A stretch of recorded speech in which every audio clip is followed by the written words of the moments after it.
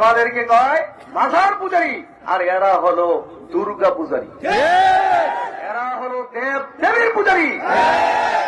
আমরা পীর পূজা করি না, আমরা মাজার পূজা করি না।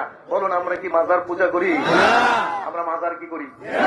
নবীজি জিয়ারত করেছেন কিনা? সেই সুন্নত তরিকা রয়েছে, সেই সুন্নত তরিকা আমরা আল্লাহর ওলিদের মাজার জিয়ারত করি। আপনারা কি পীর পূজারী? এখানে কি কোনো 7 দিন পর্যন্ত আছে কি পূজা করছেন? এখান থেকে আপনারা দিন শিখছেন, কেমনে নামাজ পড়বেন, কেমনে রোজা রাখবেন, কেমনে জান্নাতে যাবেন, কেমনে হালাল খাবেন, কেমনে জিহাদ করবেন। ইসলামের যে প্রকৃত রূপরেখা জিহাদের, ইবাদত, প্রত্যেকটি ইবাদতের রূপরেখা আছে, জিহাদের যে রূপরেখা, সেগুলো আমরা এই প্রশিক্ষণ আমরা এখান থেকে নিয়েছি।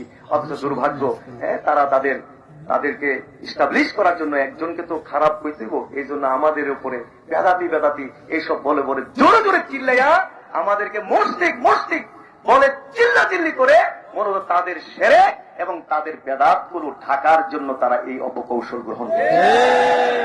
সুতরাং ফিতনার যুগে আমাদেরকে সর্বোচ্চ, বর্তমান কঠিন ফিতনা চলতেছে, বৃষ্টির মতো বর্ষণ হচ্ছে ফিতনা।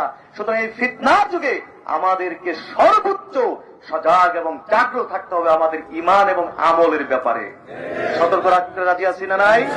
আল্লাহ তাআলা আমাদের এই কুচকাওয়াজ প্রোগ্রামকে কবুল করুন, বলুন আমিন।